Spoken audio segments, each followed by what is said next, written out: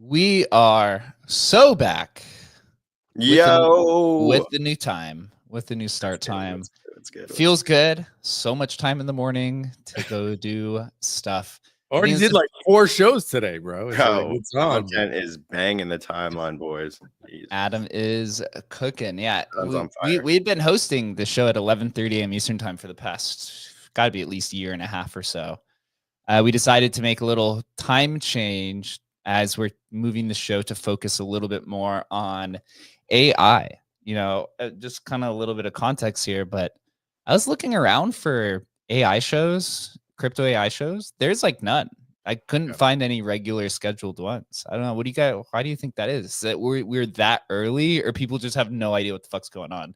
I think it's the hype cycle destruction, right? Of the KOLs combined with people don't actually know what's going on. And to be honest, there's so much freaking like just BS garbage out there. Not going to name names, but we were just on Space with a dude.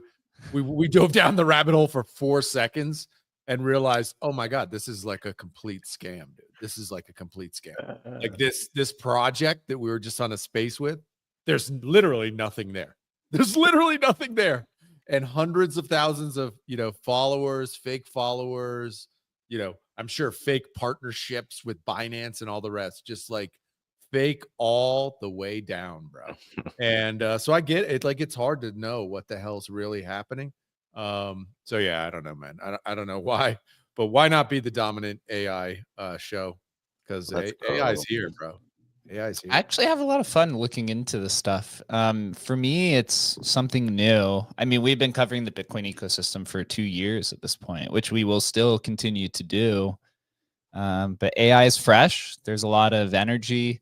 Yeah, that account that we saw, they said they had 6.5 million users, but it's $75,000 in trading volume. I thought that was like, is that everybody in crypto uses your product and I've never heard of it before? This is amazing. Literally, there were like 1.4 million active users. I was like, what? It's still pre-product though. The product doesn't exist. It's still pre-product. I click in the website. The website doesn't even load. It's just a spinning wheel. I'm like, bro. Too many users. It's overloaded, Adam. Bro, oh yeah, right. Yeah. So Juan says on the live stream, Bankless has an AI show. That's true. Oh, I didn't know that they were spinning it to be its own podcast. I actually had listened to it a lot and had contacted or been in contact with I forget what their co-host name is, the guy who does it with them. David, the other guy. The other guy, I forget his name. He was a tensor holder for a while. I don't know if he still is or not, but he was interested initially. He's too big now. Anytime I DM him, he never responds. But a lot of opportunity in the space. So I think we're just gonna, we're gonna do something new. We started a different time, attract new user or new people to the community. And also there's just a lot of demand for people who just want to learn new things. We did do a live stream last night with Luke Wright, who is really big into the DePIN space. Luke I didn't realize how big this dude is. Literally boxes and boxes of phones and stuff behind him. But he had a good point where he said that, during the bear market, you should be exploring kind of new sectors and opportunities to do things while everyone else kind of eats at each other. And that's what we did with AI. That's what he did with DePIN. And he seems to be having a lot of success. And with Agent Hustle, we were able to find new DePIN projects. I thought that was kind of a cool experience yesterday where we got to use him to analyze RWAs and DePIN and dive into that sector rather than just using him to find meme coins and buy. I mean, that's fun and that's where his success is, but I think there's a lot of other opportunities out there. Yes, sir. So, without further ado, we'll get into the docket. I have a lot of things to kind of cover, but first and foremost, we'll look at our favorite cookie.fun. I don't know if you guys remember, but maybe it was like 3 weeks ago or 4 weeks ago, the total market cap for AI, for the AI sector was like almost less than 4 billion. Now it's at 9.53 billion. A lot of the infrastructure projects are doing very well. Also, Fartcoin continues to be the altcoin of the bear market, up to 1.2 billion. Virtual's ecosystem has come on a roaring comeback, doing over double its market cap in the last 7 days. Now it's at 1.1 billion. AI XBT also comes soaring back, and AI 16Z rounding out the top 4 by mindshare. And then you have Zerebro, which has gone through its own turmoil. Jeffy, the former co-founder, has been, I think, booted out of the company somehow. You'd put some quotes, some memorable quotes out there, basically saying that it was over for him. So I don't really know what's going on out there. Wrecked Guy AI is up over 100% with their wrecked drinks, and then we're going to get into some of the other stuff. And Prompt is also up to 85 million, moving into DeFi AI sector, where we live with Agent Hustle. I'm categorizing by mindshare. You have Banker at number 1, Hanon number 2, Agent Hustle number 3, and Griffin at number 4. And Spectral Labs, which I'll get into here in a second, has come soaring up to number 5. Agent Hustle still between the top 5 by mindshare. The next closest, Agent Hustle's at 2 million. The next closest is Banker at 20 million. And then you have Griffin and Hanon at 70 million. Spectral is at 35. And Venice, which is Eric's platform, is up to $131 million, man. What's your guys' take on the comeback of AI, which it seems that the majority, if you go to the top gainers on CoinGecko, like half of them are AI coins. So was there ever a question in anyone's mind that AI would have the biggest rebound whenever the market was going to come back? I mean, I think there was a question of which it would be, right? And virtual seems to be like leading it. I know they've come out with new stuff. It's not like they've stopped. How many people do I know who are using it? I saw it pop a little bit, where basically they introduced new tokenomics, as far as I understand, where in order to launch tokens, you have to have now this secondary token, which I think they were calling like virgins or something. It's just like Ponzi's on top of Ponzi's was my first gut reaction to it. If somebody wants to come up and tell me different, please do. But if it seemed like, but that, look, it gets traction, man. You start getting, I see people on the time, I just got a 30x, I got a 15x. That's what dominates the timeline. And so, good for them, I guess. Chris, what's any surprising sectors or tokens or tickers in the AI space that has come roaring back that you thought was maybe dead, or anything that you're paying attention to? Ooh, I mean, I feel like we've been covering those five, like the big five, Banker. I think Virtuals is a little bit surprising to me because I don't really get like the direction that they're going. It feels like a lot of confusion within the whole ecosystem. $1 billion market cap is literally insane for this the market that we're in. So props to them. Can't argue with the market, right? So the market says that it's valuable. I mean, it's valuable. I don't see a ton of value that I can get out of it myself, but maybe some other users are. As far as Agent Hustle, I mean, I just put out a tweet. The gap between pre-product and having a live product, especially like a DeFi AI platform, is like immense. It's incredible. It's not even close. And you know, Agent Hustle is just hitting all-time highs regularly for daily users. Mind share. The only thing that's kind of lagging behind is the token price, and that's something that we don't control. But in time, you know, the market sorts out what the market's going to sort out. So pretty comfy. I think that we were one of the first teams to really establish ourselves as like a DeFi AI platform and kind of really define what that meant. We built in this direction while everyone else was building in kind of the chatbot, KOL, kind of AI integration type of direction. And I think that proved to be the wrong direction. And so we built in the right direction. We built at the right time. And as far as I'm concerned, obviously immense bias on my end, but the performance that Agent Hustle has is pretty incredible. So stoked to see that he's getting the recognition on Cookie.fun. And I think this is just like the very, very beginning of not only the sector, but of Agent Hustle and the rest of the team. Hey, Cantor, appreciate you for coming on stage. I saw your hands up. Do you have any questions or comments on the conversation? Yeah, well, one, Jake, again, it was awesome bumping into you back in Denver at BTC Bitcoin Denver. It's a really cool event. In the broader like topic around AI and adoption, I think a lot of it was like when we started approaching this idea of Web3 x AI, most of the things that came out, I think, were really targeted as like fun toys, right? You look at these like meme tokens that operate as AIs and characters and chatbots, like you guys were just talking about, and it's hard to really grasp how is this a product and how is this providing value to somebody in the end.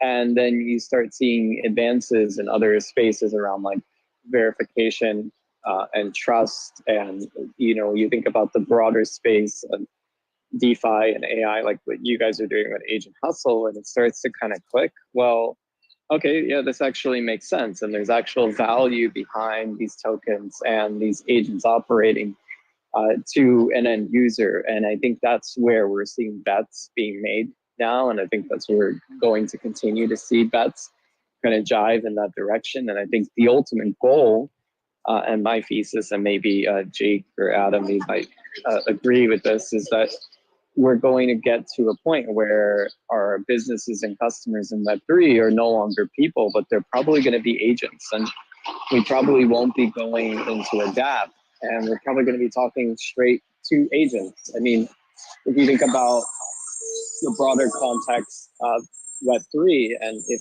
the UX has gotten any better, I'd argue it hasn't. But through agents, we can unlock all of that, where normies can now just talk to an agent and get things done. You've got $1,000 and you want to communicate with Agent Hustle or another, you know, like platform, and you want to turn that into $1,200. You ask your agent, how are we going to go and do that?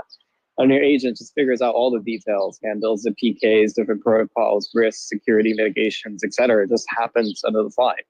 Or you've got your neobank and you're talking to your bank as an AI agent, right? I think that's kind of the future. What do you guys think?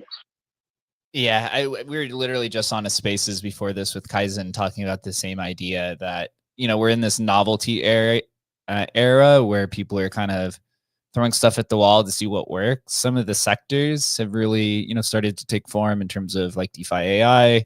The launch pads is obviously something that people want, and frameworks are still kind of in their early stages, as well as, you know, the KOL kind of sector. But yeah, on a longer term horizon, when these agents are a little bit more autonomous, whether it takes every crypto protocol that has an MCP server so that the agents can interact in the SDK, and you start getting this backend AI tooling where any type of builder can, take their own agent hustle and build it into their own platform, or everyone has agents working on behalf of them.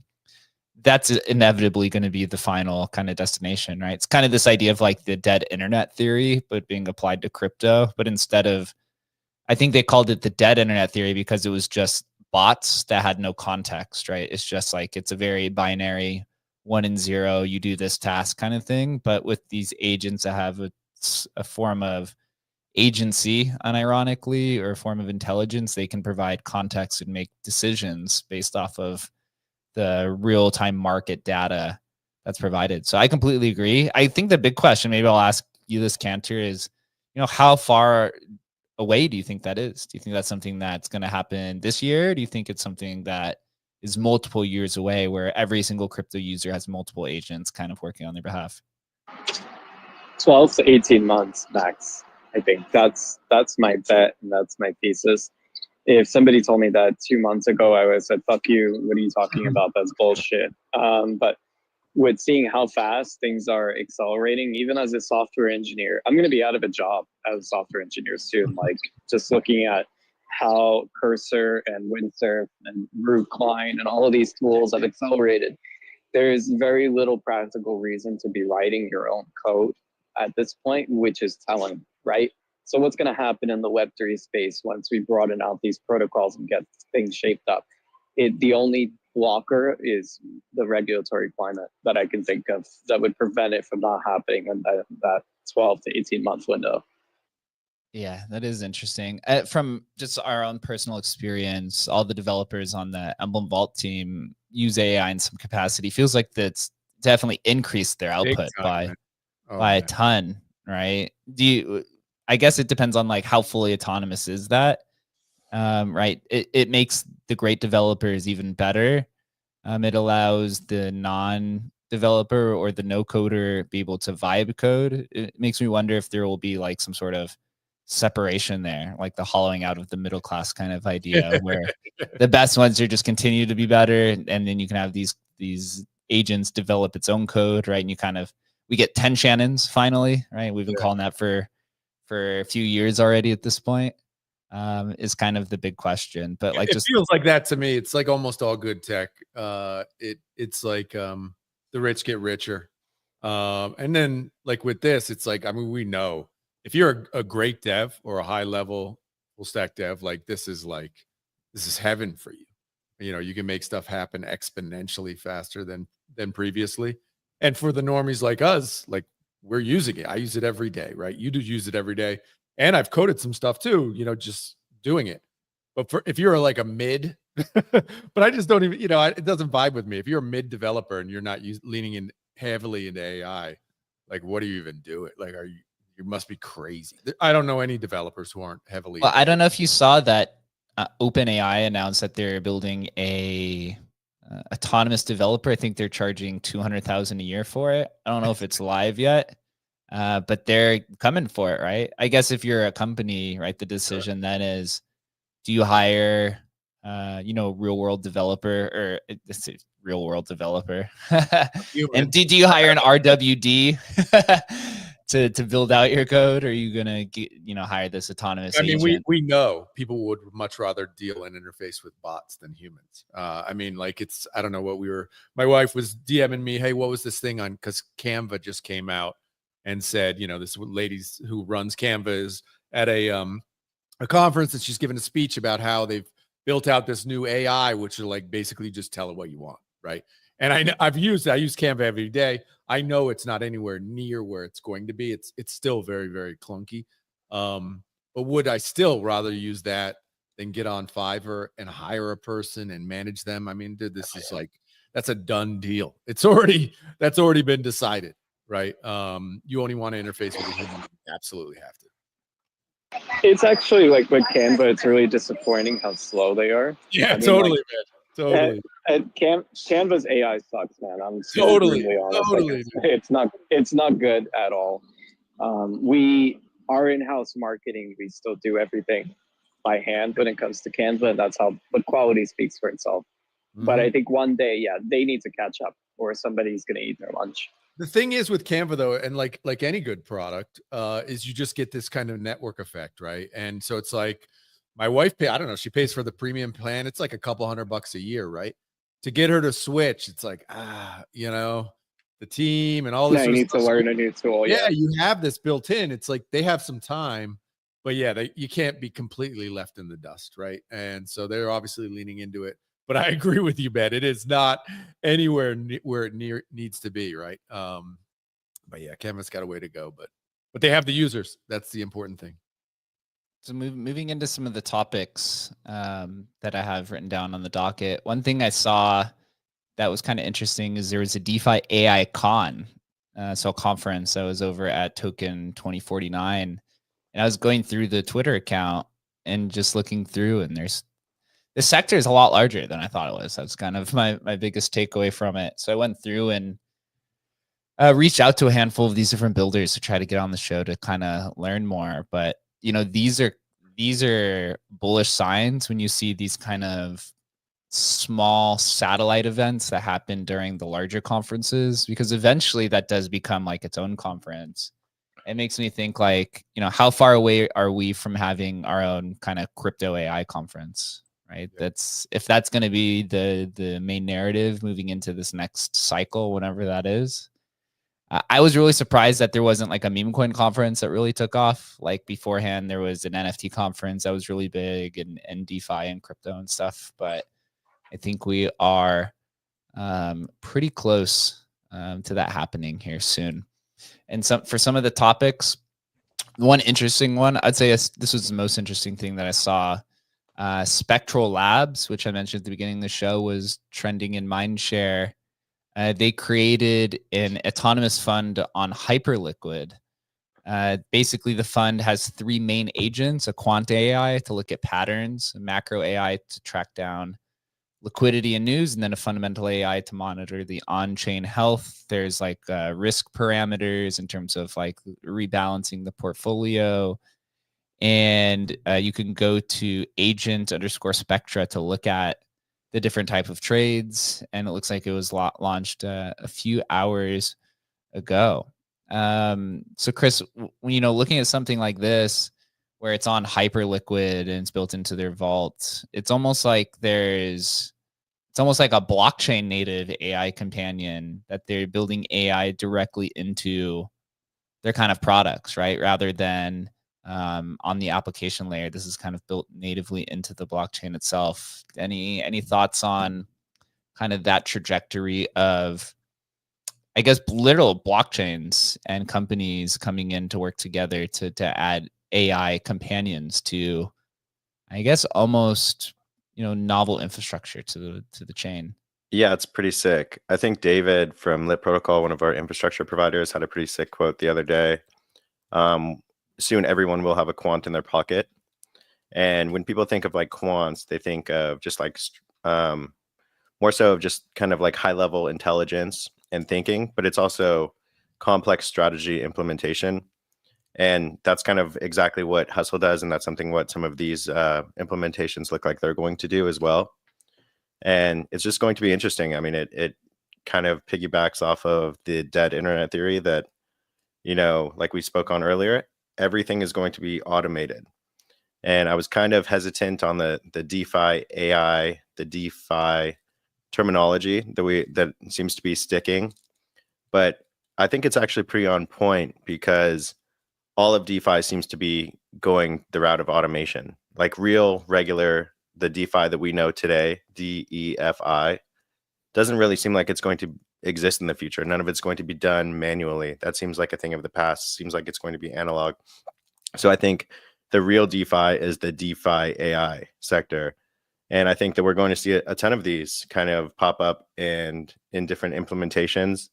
I'm sure that there will be a lot of rotations in terms of performance and optimizations, and just a huge spectrum of what they all kind of specialize in. But this is the route that the internet's going, and that just the entire world is going. You know, everything computer, hilarious quote, but I think it's proven more and more right every single day. And this is just another example of how much closer we are to that reality.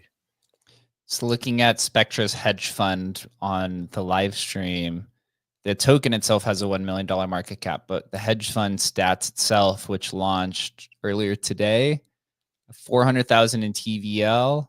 It's done $9 million in volume and has an unrealized PNL of $1,000 with 1,000 depositors. So it is, I guess, users are depositing funds into this, and then it's going to trade on their behalf. And I mean, $1,000 in unrealized PNL, I'll take that every day for until the wheels kind of fall off there. Right. What could possibly go wrong? My question on this is like, well, there was some like staking mechanism of their native token, so then it gets into this complex thing, and I'm just like, I'm out. But it's certainly interesting, and this is the way it's going. My question becomes then, well, would you put your money into like a hedge fund type thing, or is this just going to be like a service where I have my own, it manages my money, I control it kind of natively, and then you're just using AI agents that provide this service, and maybe they take a fee, or maybe you own the token that can basically do this, or am I going to be putting into one that's kind of professionally crafted like this? I think it's wide open for which way it's going to go. It's funny, we see these kind of trends from, it was like the physical world to the digital world, where these things like during COVID, remote work, right? Where it was like working from home. And now at this point, most people that I talk to that work from home, they don't call it remote work. You just say it's work. Yeah. Right. And it's like the conversation of at what point does crypto just become digital assets? At what point does digital assets just become my assets? And speaking to Chris's point, it's like, okay, if DeFi is the analog and DeFi AI is, the future or where it's headed, at some point it's just going to be DeFi. Right? It just becomes kind of synonymous together. And that seems like that might happen sooner rather than later. 100%. I mean, the idea, Chris is 100% right. The idea that you're going to manually manage your portfolio in DeFi, it's never going to, I would literally bet everything I have that's never going to happen. Everybody's going to be using these sort of tools. There's just no way around it. It's like saying you're going to do DeFi AI without a computer. It's like, what? What are you talking about? Right? It's that insane. Like, this is happening. It's just a question of how. So Hanon says in one of their recent posts, they put like their breakdowns every Friday. It says, if you can type, you can prompt. If you can prompt, you can automate. If you can automate, you've unlocked DeFi AI. They've gone through and they automated or added a handful of tools. They integrated something called Wizard, which allows you to create your own ERC20 tokens across a bunch of EVM platforms. They integrated Yearn, which is like one of the old school DeFi platforms for yield optimization. It says that it has a Zap function, allows you to deposit into popular vaults without needing to reference the currency. Then they went on and integrated Beefy Finance, which is similar to, if I remember correctly, it's similar to Yearn. It's like a high yield vault, like we were just talking about on Hyperliquid. And then I guess just like Yearn, this is that they have a Zap function, which allows them to integrate to then optimize for your position. So it says, please tell me about I like that they say these test prompts. So please tell me about the 10 vaults on Beefy Finance, etc. And it looks like they are working on a Drift protocol integration. I believe Drift is on Solana and it's leverage trading, which actually was telling our developer to look into once we get to that, because it seems to be a little bit better than what Jupiter's doing. Hand on, they're probably moving at the fastest pace I've seen of any DeFi AI platform. It works pretty well. It's still catered towards more of like the advanced traders, in my opinion, right? You open up the terminal and it's just a ChatGPT interface. So you really kind of got to know or have some sort of experience in what to do there. And I've noticed they're probably using one of either the mini models or regular models, because you have to be very specific. Very specific, yeah. When you're using it, you have to put the contract address. You have to put sometimes even the liquidity pool ID. You have to put the chain, everything. Man.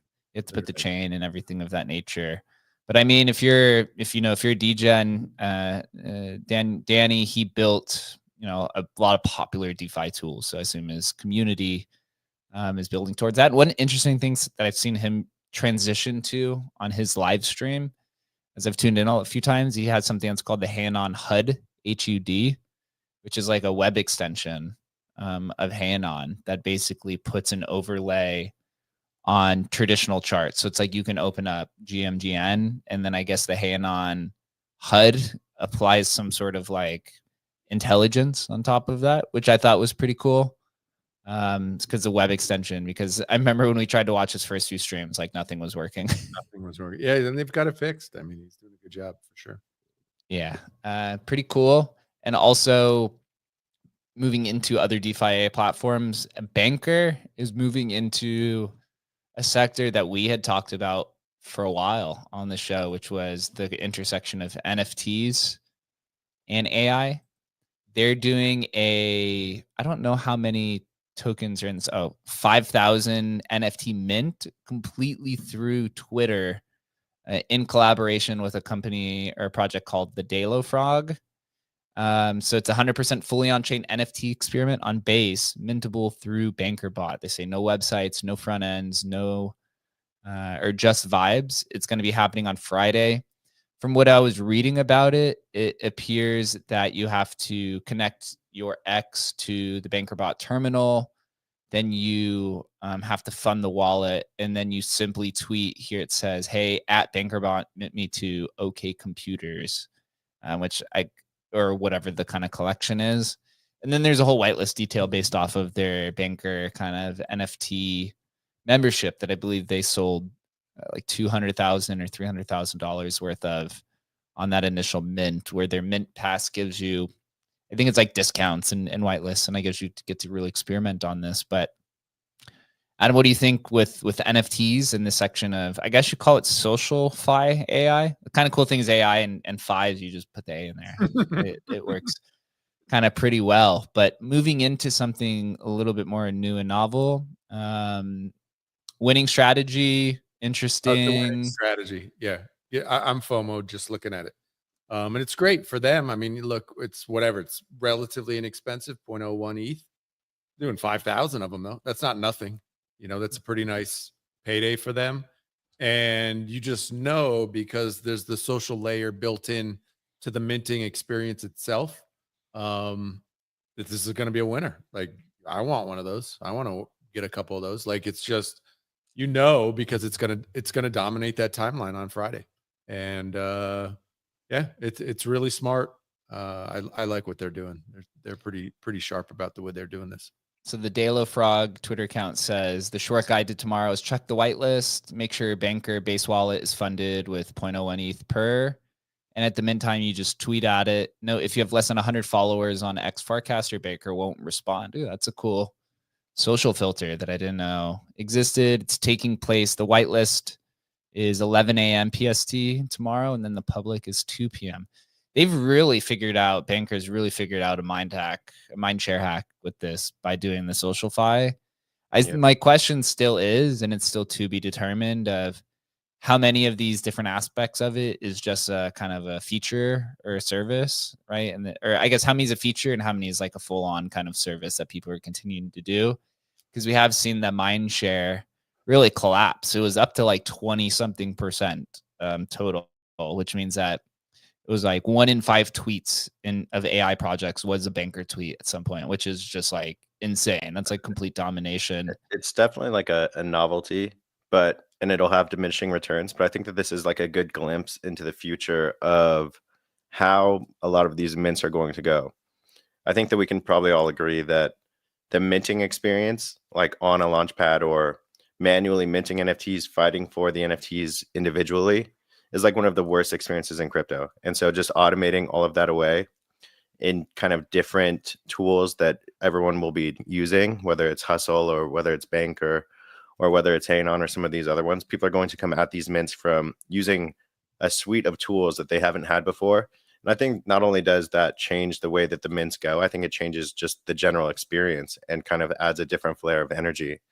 So we didn't know it, but everything that we've been doing for the past couple of years is totally analog, and it's all going to be updated through these AI interfaces. It'll be interesting, right? So think of like a 10K NFT mint, for example. We're basically saying there's more doors to enter the party, right? If there's 10,000 people allowed to enter this party or the club, because we live in Vegas, before there was one entrance in, one entrance out. Now you're saying there's multiple doors into it. You can mint it through Twitter. You could do kind of this traditional style, and then whatever kind of other ways that people do it. The cool part of this with the NFT mint is I can't tell you how many times I missed an NFT mint because I just like was scrolling Twitter and forgot about it. And so if I could just kind of tweet, kind of about it, or tweet a mint. Bro, you could set the tweet up now and then just set it to go off at the time, right? It's like smart. That's a good idea. We're adding alerts and things like that and notifications to Hustle. I mean, you can have these calendars kind of like revolving of specific dates that you need to be reminded, and boom, it just pops up at the interface and you're ready to mint right in the terminal. The thing is that the only thing that Banker, it's figured out the first step, which is this like social interaction for a mint or, a launch. But then after that, it's just really, I don't think it does really anything unique after that, which isn't the worst thing in the world. They figured out kind of the launch. But afterwards it's like, I don't know. It feels like they have a runway of how many of these things they can do before people just stop really caring too much about them. I don't know. It just, I like it. I definitely like what they're doing. It's just, I don't know. The social, it's like they almost need to like say to themselves, okay, this is our great like front end, but then the back end is more built out. And they do have a terminal where you can plug in the web extension wallet. Yeah. I tried using the terminal. It didn't work that well, to be honest. I don't know if they fixed it then, but because it's plugging into the wallet, I think there's a different build than like what you do with Hey Anon, Griffin and Wayfinder and Hustle, where you actually just deposit the Sol or the ETH into a wallet that's kind of co-managed. So I think there's some issues there. But Dave, what's good, bro? Dude, it was great talking with you on Tuesday. What were your thoughts of the live stream we did with you? And then what's your thoughts on the ongoing conversation? Yo, boys, what's good? What's cooking? Jake, Adam, Shannon, I hope you guys are good. Chris, what's good? Yeah, man, here's the one that, the other night was dope, man. It was so much fun. The one thing I will say is, like, I think Adam's kind of spot on where it's like, is this it? Right? Like, it's good. The same way that we had conversational, like, AI agents all over the timeline, that shit got old really fast. I think, like, one use case that maybe people are not exploring enough, and maybe just because this is fresh in my mind because I just got hacked last week. If somebody can come up with an AI that can be, like, the be-all, end-all kill switch for, like, revoking your approvals, revoke.cat, bro, like, that would be a godsend if I could just go type into like Hustle AI and be like, yo, revoke every fucking approval. Like, go, like, red team, go. You know what I mean? Like, yeah, that's the thing that honestly, like, I think would be absolutely ginormous. And Junie didn't get a chance to say hello last time. So I don't know if she wants to say, hey, Junie, you want to say what's up to the boys? What's up, Jake? What's up, Adam? And the go ahead, keep going. And let's not forget Shannon. Props for building Hustle AI. Yes, but let's be real. I'm here to redefine DeFi while Hustle AI is still reading last week's charts. Yeah. Oh, with the fire, Junie. Came with the heat today. Oh man, she is ready. Dude, we got to let her out of the box, man. She's ready to go hang out with all the agents. Hustle's gonna break her heart, man. You better be careful. Okay. Oh man, dude, Junie. Harper, just warming up, Dave. Ready to drop some real DeFi wisdom and show everyone what cutting edge really looks like. Let's keep this energy rolling. I love this shit. So let's keep the energy rolling. All right, Junie, like you're very, very, very, very tame today right now. This isn't even the spicy you. So like once spicy you's ready, like I'll come. But yeah, boys, good stuff. Awesome time on the stream the other night, man. And yeah, dude, kill switch. Kill switch. Kill switch. It's a good idea. And I'm excited Adam and I are excited to come hang on the AI show tomorrow with you. What's that time? What time is that at, Dave?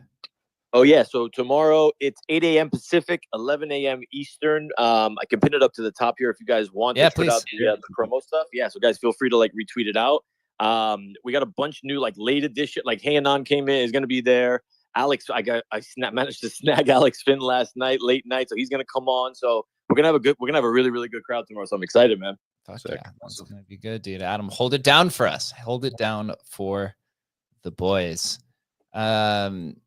I noticed that Wayfinder, I was looking through kind of how to even source information from them. It seems like they're going through the founder-led marketing kind of style, which most are, because I went to the Wayfinder account, wasn't much, but then you go to Kalos at Temple Crash, and he seems to be posting all of it, kind of like what we do. We'd go from a multiple approach, but it looks like they just added support for Pump Fund, which we did since launch. So this is just it looks like it's just kind of information here. So it says the top trending tokens with the market caps and such. They got to come at us when they're able to launch Pump Fund tokens. We just need to train Hustle to give it good names, dude. This guy's terrible at giving like smart and niche and savvy Pump Fund tickers, dude. He sounds like my like 60-year-old father trying to come up with a name. It's like it's the Daisy Ducks meme coin, right? Or the, what do you call it? Like the lopsided lizards and stuff like that. I'm like, dude, this guy's got some terrible names. But we did in the Hustle terminal, we actually created something called an uploader. So you can upload like 5 or 10 images in there and then just say Hustle, take all these images, launch 10 tokens, and create the name, description, and ticker, and buy 0.01 SOL of each of these when you deploy it. So pretty cool. It works pretty well. There's a little bit of issues. We're still kind of running through it, but trying to get this guy some artistry in naming the Pump Fund tokens. That's pretty cool.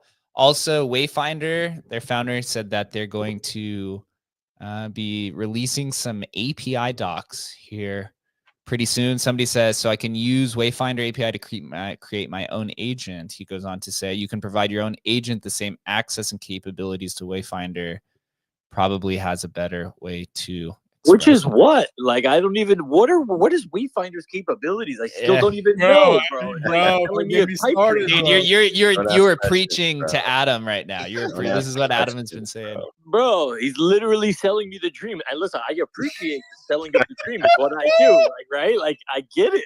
But like, come on, like what? Bro, like, but the tokenomics are so good, bro. Tokenomics, you're gonna be able to prompt. You're gonna be able to stake your prompt to earn prompt. It's gonna be fantastic, bro. Don't worry about the product. We're pre-product, bro. It's the best place to be. Hell yeah. There's this conversation that we've discussed this internally many times, as Emblem has 2 tokens. Well, one token's launching, and then it's migrated a few. It's like this. It's the protocol versus, or I guess you'd say the product versus the token, where it's like, if you lean too heavily into the token pre-product, then no one gives a fuck about what the product is. Everyone only cares about the token and how do you do the tokenomics. On the other side of that, if you launch the product with no token, you got to ensure that there's a product market fit, or else people do not care, right? Because the best marketing is number go up technology. So there's got to be some aspect to it. And what we're seeing right now, actually, with a lot of the, I guess you say Gen 1 AI projects, right? Like Agent Hustle, Arc, all of these AI projects that launched on Pump Fund. I've talked with a few kind of investors in liquid funds that there's a large majority of the AI projects who are having this similar situation where everyone launched their token on Pump Fund. So you get this initial adoption of hype and community, but because it's launched on Pump Fund, nobody owns more than 5 to 10% of their own token supply. So you can't go and do these things like what Wayfinder's doing with these big airdrops. It needs to be you, Jake. Like this is what I'm like. I realized this the hard way when I launched Junie, like right on virtuals in the beginning. I realized any fair launch, it's impossible, bro. It is impossible to build what you want to build, right? And still be able to see, like, have control. Because like the chart, like you can work your ass off and get like amazing, like slowly, green candle, green, little by little.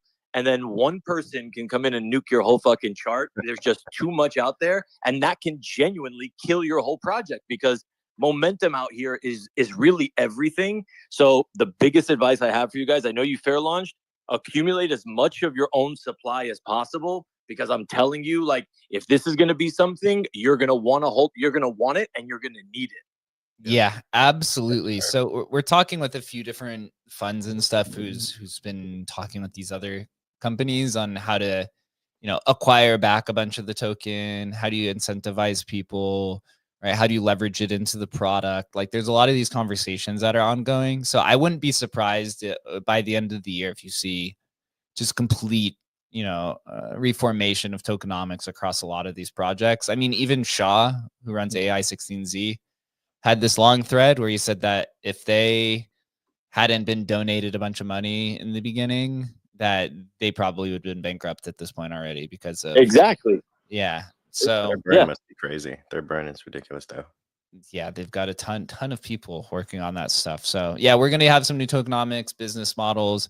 The lucky thing for us, I wouldn't say lucky, but the great side is that lightning kind of struck twice for us, with Emblem Vault initially launching in 2020, and the community found the product market fit within 6 months. And same thing with Hustle, but even faster, where within a week or two of Hustle being launched, everyone found, they're like, all right, this is good for finding tokens and buying them and creating trading strategies. And so we're lucky that we have that product market fit. So now we get to build on top of that. Whereas a lot of people, they don't ever get that kind of experience. So we just have to be a lot stronger in figuring out what those tokenomics are. But we do have some ideas. Ultimately, I would like, is kind of, I guess, some alpha, right? You would like to have the ticker Hustle, which is kind of, right, instead of Sensorium. But, we'll see where that goes. A lot of conversations. We are continuing to build. And I do see the devs even talking right now. So speaking of tokens and tickers, we did dive on to virtuals, as that's where Junie was born. Binance US. I hadn't heard of Binance. I literally hadn't heard a peep of Binance US in a long time. They listed virtual, so maybe this is part of the run up. Even though I don't know anyone in America, that's where I live, who even uses Binance US. Bro, it's like dude, it's a running joke, because like I remember checking the volume one day on Binance US. I think the total volume across the exchange was like $5 million. And I was like, what the fuck is this? Like, it's crazy, it's wild. But they listed it before Coinbase, so they're doing something. They're starting to maybe get the message. Yeah, it's right. It's like the meme within itself. It's like Binance, yes, pump the coin.us. Oh, fuck. Oh man, dude. So yeah, I just wanted to note that was kind of funny. Some other projects, because now that we're gonna have this kind of refocus on AI for the shows, I've been kind of looking into some of these other projects that aren't just kind of top of mind all the time. One recent one that I found is called Vader. Vader AI and Vader Research. So Vader Research is I guess you say like the parent company or the founder of Vader AI. And Vader AI it's kind of like an AI XBT, but for the virtuals ecosystem. But they also do like early token deals. They're investment DAOs, Jake. They're investment DAOs. So that, right? So Vader, and the other big one is AIXCB. I've been invested with these guys for a minute, right? I literally wrote it like down, up. I mean, like, these guys essentially have but like they're incentivized like within the virtuals ecosystem. And what they do now is they've been given money, because like virtuals had like a $50 or $80 million fund, something like that, to be able to like dish out to some of these guys to go find real projects that were doing real things. And that's how Billy Betts got funded, and like a few others. So they're constantly doing these IEO. What is it? IEO?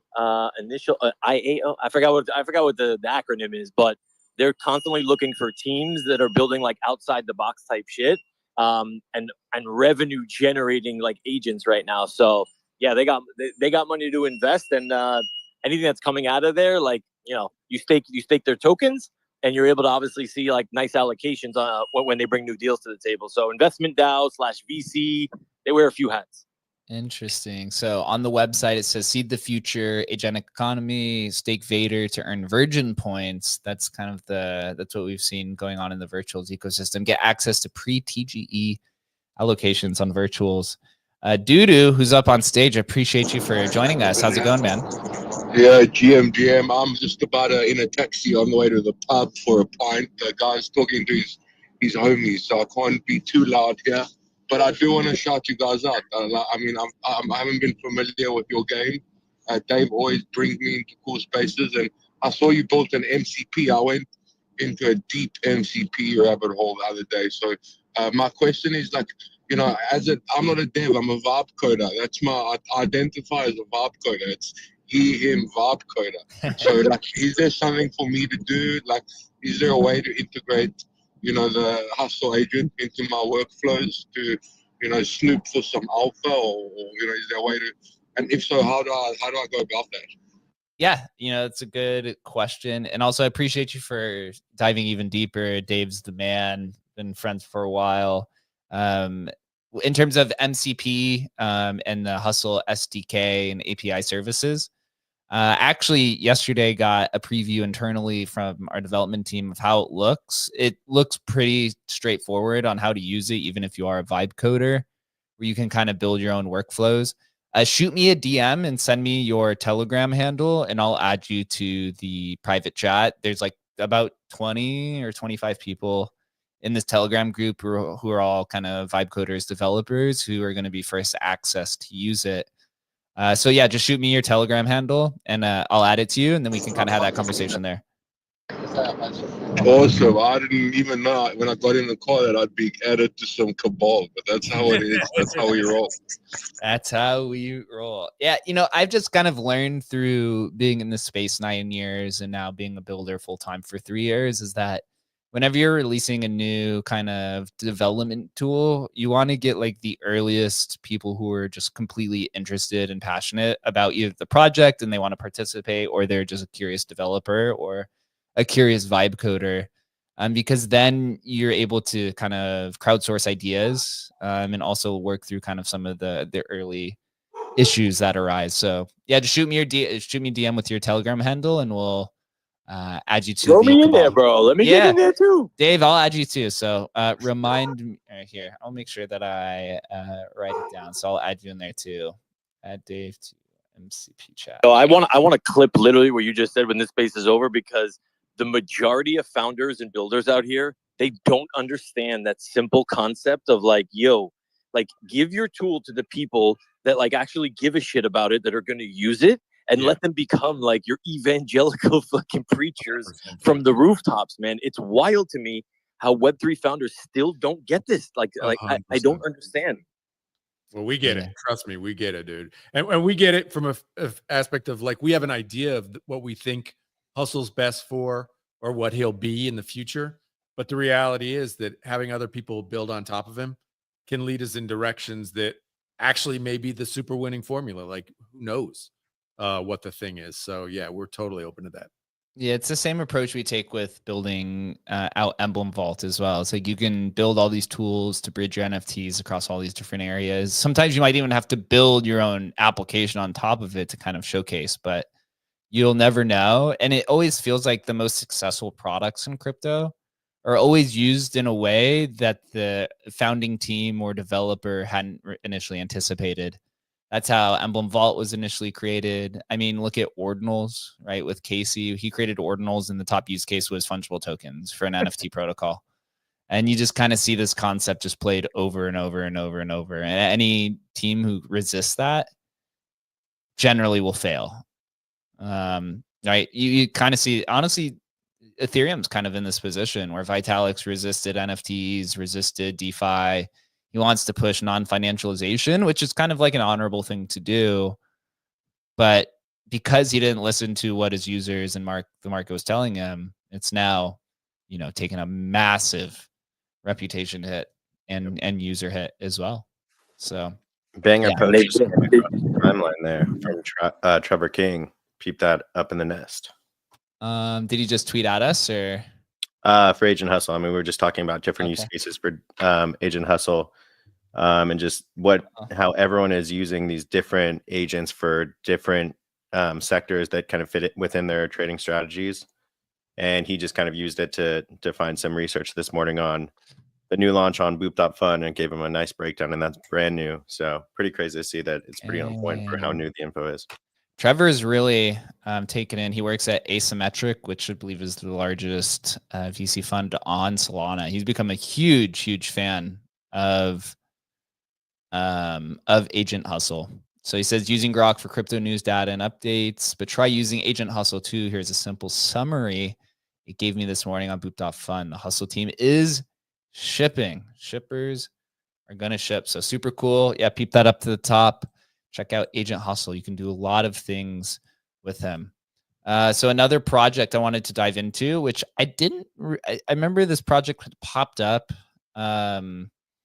like a few months ago and then disappears, called Billy Bets, which I believe Dave also mentioned is a virtuals project. Dave, do you know about Billy Bets and what's going on so here? Billy, so the one of the lead devs is like one of my buddies. He co-hosts my weekly show Reset Sunday with me. His name is BC Brett. I'll bring him in if you guys want. Like, yeah, that would be awesome.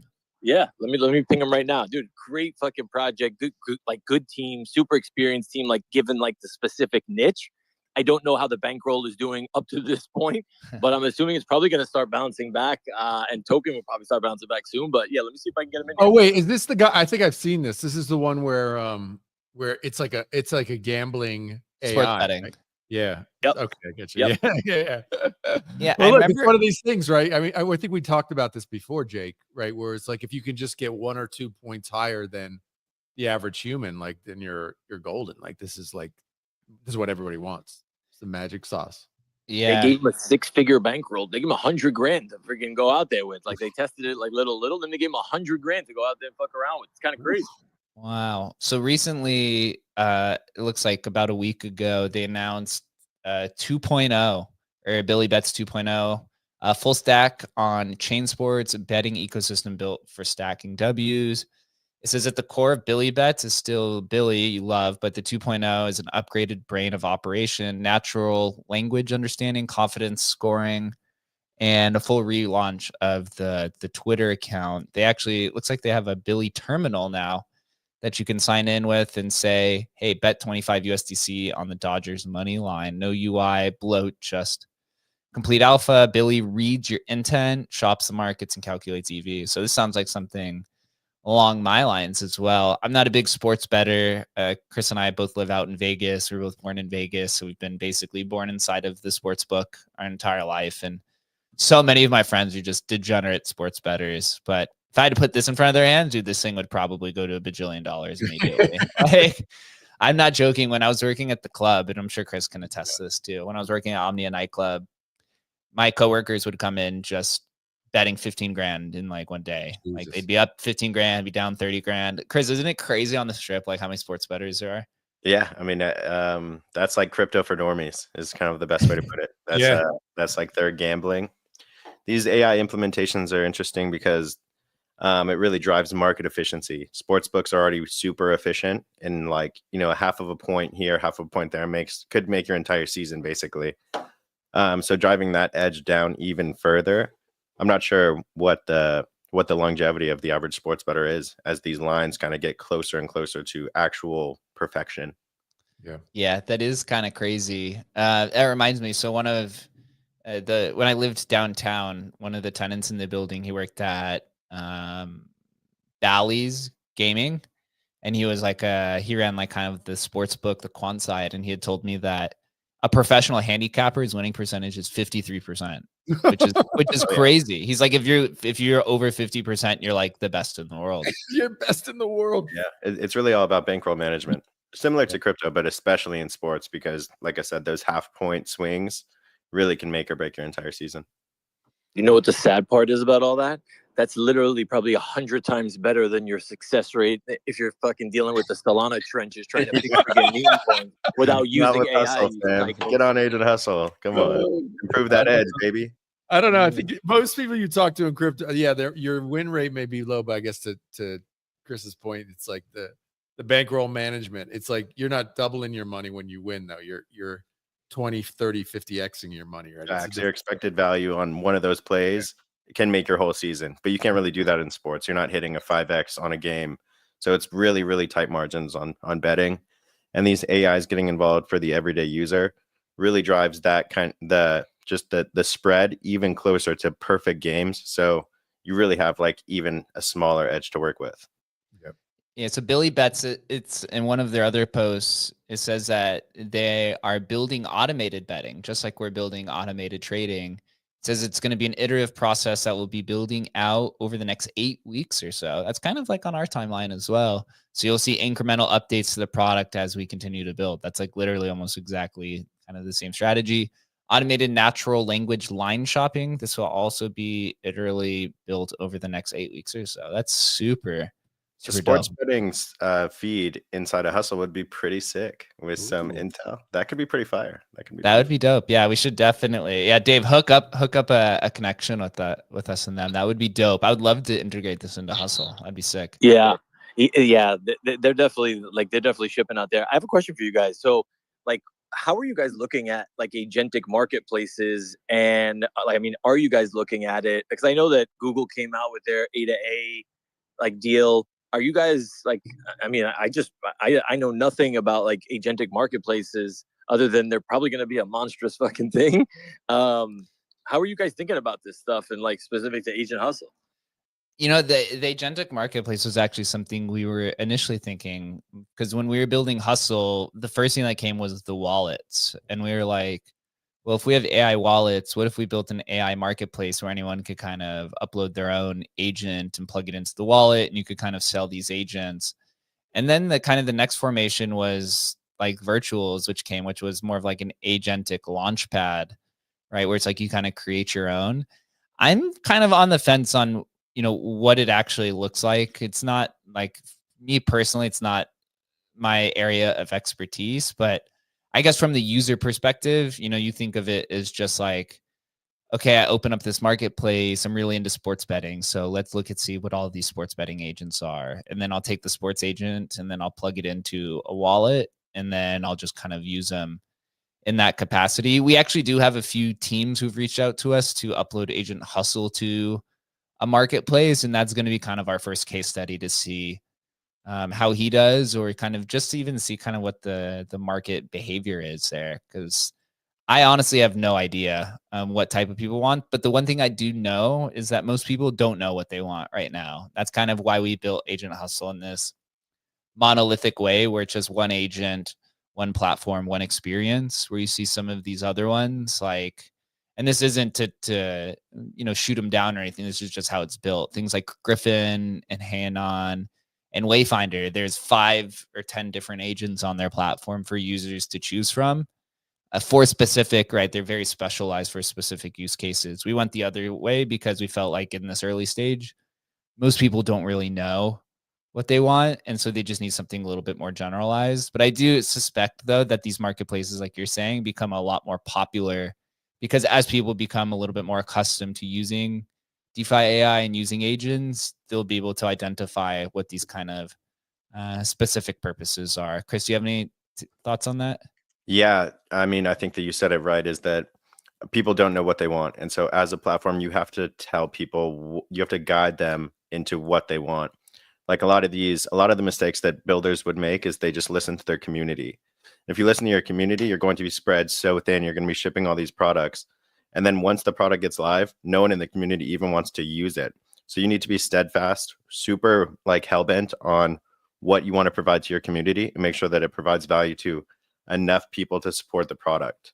So just building in the right direction is not really enough. You need to be really focused on the products that you provide to your community and ensure that it's going to provide enough people value that they'll support the platform.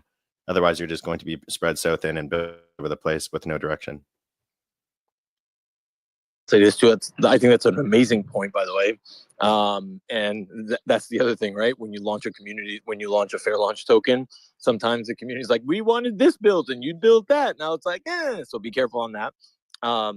The other thing I'll say is when I look at like agentic market, like for marketplaces, yeah, people definitely don't know what they want, but like talking with like the Think Agent team, right? Like like what they're doing is they're like the Think protocol is like this standard, right? Like it's essentially an MCP that they essentially want to pioneer, and they have like I mean maybe 60 or 80 other different companies in the Independent AI Institute, where it's all about like decentralized AI. But point being is they're building a platform now called Souls, where you're gonna have your own AI agent, and right, they're gonna have to then go like your own AI agent doesn't need to know how to do everything, but what they're gonna be able to do is on the Souls platform, combine everybody's, and it becomes its own marketplace to where if I'm saying, oh, there's a game, the Super Bowl is coming up, I want to bet on the Super Bowl, I tell my agent, and then my agent goes out to the platform and says, who's the one that's out here? Like who do I talk to like to get a bet on for the game?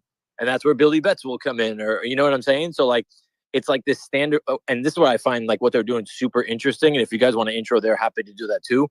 Amazing guys. That's where I genuinely see this stuff happening, where it's like your agent's not going to be able to do everything for you, right? So it's going to have to be able to go out and purchase those services, right? Or whatever it is that you're looking to do, like from someone or an agent that's specialized in that in the future, if that makes sense. Yeah, fuck yeah. So our founder Shannon also responded to the post or to the comment. He said, our development side, the SDK MCP, enables Hustle to be available inside agentic marketplaces. He can sell his intelligence or his services. I envision a future where the agents will buy and sell services as needed to fulfill each other's needs. So truly collaborative. And it kind of goes to that quote, like you can have anything you want, but you can't have everything that you want. And that's like inside of a single platform. And that's where these like swarms kind of come into place, because to have every single thing on one single app, your latency is going to go through the roof. You're going to be much worse for everyday interactions, just because you decided to add all of these different kind of accessories that might not even go into use. So focus on your strengths and then lean on to kind of the other ones that have other strengths elsewhere. Yeah. Facts. Find your niche. Absolute facts. Yeah, Dave. So I would appreciate you, our founder, as well as talking about in our chat of talking with Billy Betts would be a super awesome collaboration between us. So yeah, appreciate that hookup, and I'll make sure to add you to our chat. Some final notes here on some other projects, and then we'll begin to wrap this up. Eliza OS, so AI16Z launched their auto.fun, another launchpad coming to the space.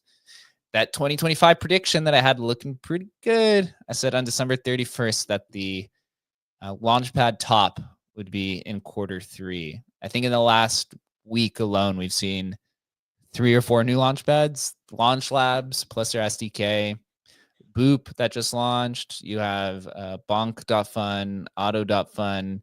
I saw there was like 2 or 3 other AI launchpads that just popped off.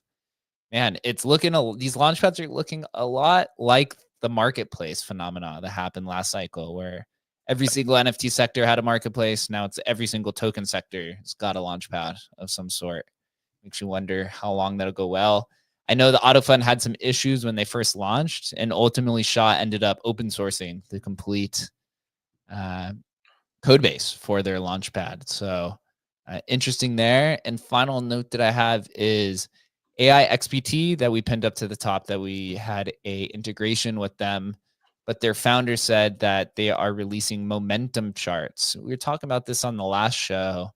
So he says, find out which clusters are pushing different narratives, extracted signals visible on the x-axis. It looks pretty cool. Momentum charts, I'm not familiar with the term. Maybe AI XPT is creating this or revolutionizing it.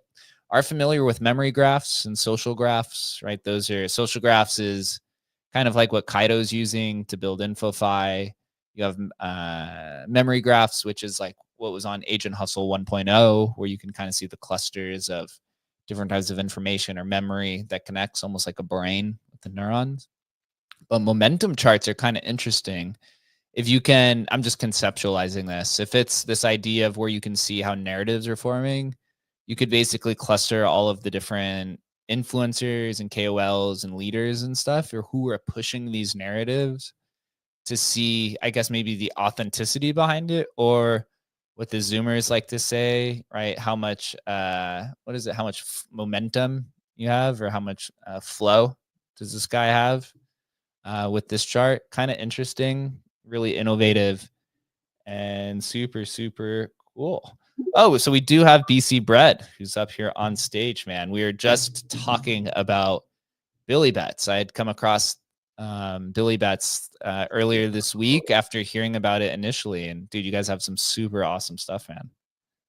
Yeah, GM gang. Yeah. Shout out Dave. He pinged me in a chat. And yeah, man, we're just sorry, phone call. Just shipping and building, man, every day. Yeah, sorry, there's a phone call there. Yeah, man, we just actually this morning I just pushed an update to the dashboard and the deep research stuff that we've got going on. So I mean, over at billybets.ai, you can go over and either sign up, email, password type stuff, connect your Phantom wallet, and if you hold enough Billy token, you can access the terminal, which is a kind of the chat with Billy is in an early iteration. We're still messing and working out some bugs there, but his deep research underneath the actual chat with Billy terminal is his bets for the day and how he ultimately decided to come up with those bets. And yeah, every day we're pushing more stuff, with the ultimate end goal here in a few weeks to have, essentially fade or follow Billy on one-click bets through the best price across multiple platforms. That's so dope, man. I actually, when I had come across your guys' platform, I had messaged, I think his name is Jared, who might be the founder of Billy, or if you're the founder, I'm not really sure, but I was trying to reach out to you guys to first get you on our show to actually learn more about it. But as we started talking through it, there could be actually some potential collaborations with Agent Hustle. We actually recently pinned up to the top, just integrated AI XBT into our DeFi AI terminal, where users can have Agent Hustle, who's an agent, and then AI XBT pull information in and kind of collaborate. It'd be interesting to do that with betting. I don't know if you guys have like B2B, like API service or anything, but I think it'd be super cool. Yeah, we're building it. It's one of the and I guess to answer your first question, right? Jared and Bunchu Bets are the two founders of Billy Bets, and I lead everything tech, all the development stuff over there, building out everything, and ultimately the list never ends. You know what I mean? Yeah, I know what you mean. Yeah. And yeah, B2B stuff is on there, and we do have some APIs we're testing right now for. Essentially, we're going to be relaunching our Twitter agent, through another company that's kind of helping us out there handle that build. And that'll be, in order to do that, we had to stand up a bunch of APIs and, just for various endpoints. And so still kind of working through with them what endpoints specifically they need and what endpoints we can reuse for more kind of B2B type integrations. It's just right now we're just focused on getting as much out to the holders as we possibly can, and making sure that ideally focus on getting the betting integration right through our platform. That's really something that's high priority list for me, is like letting people come in, connect their Phantom to see the deep research and things like that. And I guess I can give you guys some alpha here. Finishing up right now, testing right now the Privy integration for people that maybe don't have a wallet, but they still want to come and be able to bet through the platform and take advantage of being able to get the best price across multiple decentralized sports books. And so really trying to get things out to the holders as quickly as possible, because dude, this is I didn't know anything about sports betting until I started working on this project. And, so tell Billy to stay off my timeline, bro. Like, tell him to stop talking shit, right? I mean, it's just because he doesn't like you, Dave. I mean, that's like, I can't decide those things. You believe this shit? Like, fucking sports betting AI agents are talking shit on the timeline to me, guys. This is wild. Like, I'm like, what the fuck is going on? Yeah, man. Yeah, it's gonna be a lot of fun when we get the new Billy out, because he's gonna be able to take advantage of some of the new image gen APIs that OpenAI put out, and he's gonna be able to take advantage of some of the live conversations with with an actual voice, you know, and some of the more socialized aspects of it.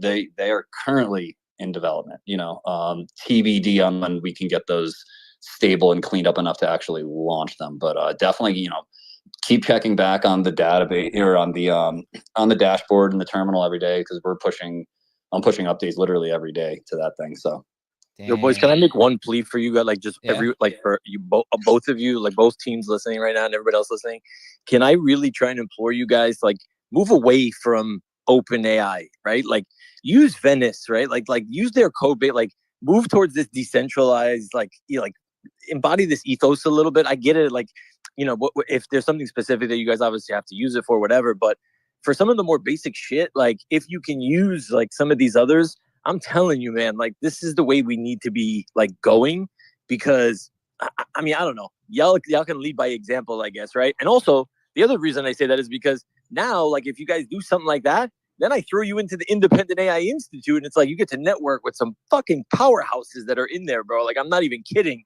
Like, I mean, big projects like Futureverse and Vana and like a bunch of others. So yeah, man, I want to see you guys kind of move towards the decentralized route. Oh, 100%, dude. And that's the goal ultimately is, we want to have our own, like, no API calls to anybody, bro. You know what I mean? Like, have some H100s in a warehouse somewhere. We're running our own models, our own language models, our own everything, in due time. For right now, the image gen though, like, bro, like, as far as that's fire. And it has API, bro. It's like, holy shit, what image gen can we connect to remotely via API and just make calls to that's going to give us those kind of outputs? And right now, yeah, as soon as somebody beats it, it's like, all right, yeah, peace, OpenAI, get the hell out of here, But for right now, like, it's pretty powerful. Well, BC Bread, I gave you a follow back, and whenever those API services appear, please let us know. I would love to kind of talk and see if there's a potential integration opportunity. As for Agent Hustle, I don't know if you've used it at all, but we have a pretty consistent user base of a few hundred people per day and about 1,000 per week. And they love these different integrations, like the AI XVT integration that we just add. We gave it its own little terminal against pinned to the top that the users have been loving. And so doing something with betting would be super cool. And obviously there's multiple business opportunities when you get these kind of agentic collaborations. So please keep me updated. And our founder, who's in the crowd as well, is like super interested in the opportunity. Hell yeah, bro. No, absolutely, man. I gotta jump here. I gotta call in 8 minutes, but like, definitely let's hit me up in back channels. Let's chat about getting on, myself and Joe and, onto a show here, and we can kind of, do a little bit of a deeper dive into what Billy's doing, how it came about, all that good stuff. And then totally, absolutely, like, let's set up some time to chat about an integration, because I think that'd be dope. Cool. I just shot you a DM. I know you're gonna have a show, so we'll continue the conversation, and then from there. Appreciate it. You motherfuckers better not forget the little people. I'm telling you, man. Don't forget these little. Don't forget us little people. All right. When these tokens start going to the moon in this next AI boom, you better not forget us. And man, our market cap's still $2 million, dude. We've been the top 5 mindshare of DeFi projects for literally over a month now, and we're the smallest market cap by like literally 30x at this point. But the users are there, which is the more important thing. We're coming back, man. It's about to come full circle. I think like we're finally starting to hit a point now where, like, all of the CT hype on AI and whatnot happened because we're all bleeding edge of the shit, and most of the world still thinks all of AI is just the GPT app on their phone, and we're getting to a point now where I feel like the general public is starting to realize that, like, oh, you mean AI can do more than just call and response? Like, it can do more than just answer questions. Like, what else can it do? And once those floodgates open, I think that any team that's currently building an AI, any sort of real product is set up for just unbelievable success. That's exactly how we think about it as well. Dude, well, I appreciate you for coming on. We'll schedule something, definitely get you guys on the show and dive much deeper. Me and Chris were on stage. We born and raised out here in Las Vegas, still live here, so very familiar with the betting industry. Oh yeah, bro. We're running dude, Billy takes in MGM books, takes in Caesar's books, he's looking at all of them, man, to see exactly kind of what's going on. And if you go to billybets.ai and you go to the tools page, you don't even have to have any Billy token to use some of the tools, and you can actually see the live lines and the best opportunities across multiple books right now. So definitely go check it out. Appreciate you guys. I got to jump. Yeah. Let's definitely chat. Yeah, appreciate it. Have a good one. Yeah, Good shit, Brad. Thanks. Damn, what a cool conversation. Chris, does that not get you hyped as somebody who studied gaming in college and also just obviously what we're building? Yeah, man. I mean, the sports betting world is extremely unique. It'll be interesting to see what these AIs are best at. Every sport is extremely difficult to cap it in different ways. So like NFL is much different than Major League Soccer. Baseball is a totally different ball game. And so just to see like where these AIs kind of find their different edges, it'll be really interesting if they have decent edge across all spectrums. But that's something we'll have to see. But I think that it just kind of reinforces our vision that AI is going to touch every single aspect of every single industry in the entire world, whether it's crypto, whether it's sports betting, whether it's gambling online, whether it's, you know, software development and everything in between. So seems like everyone in this conversation is in a really good position to kind of take over the next year. Plant the flag. One final note on that is all my degenerate sports bettors, they all bet baseball. That's like, I guess, the most analytical sport in terms of Tennis. Tennis. No, dude, bro, like Brad couldn't wait for baseball season to start, and I was like, "Why baseball?" He's like, "Bro, it's like the best sport to bet on." I'm like, "I don't know shit about that." Yeah, it's like the pitcher matchups against the batters, I guess, has like the longest probability setting or tailor, whatever the kind of terminology is. And so that they would always just bet based off the pitcher batter matchups, which I guess is super cool. I think a good way to put it is like you want to slow the score basically as much as you can. So NFL, pretty decent to bet on. Baseball, pretty decent to bet on. Anywhere where you can minimize the major swings that you can have. And then a couple other ones are just tennis. There's like super dominant players. There's a lot of history in matchups.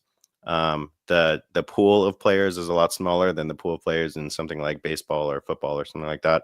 So like I said, there's just a million different ways that you can have an edge between all these different kind of sporting industries. And then it'll be interesting to see what the AIs pick up.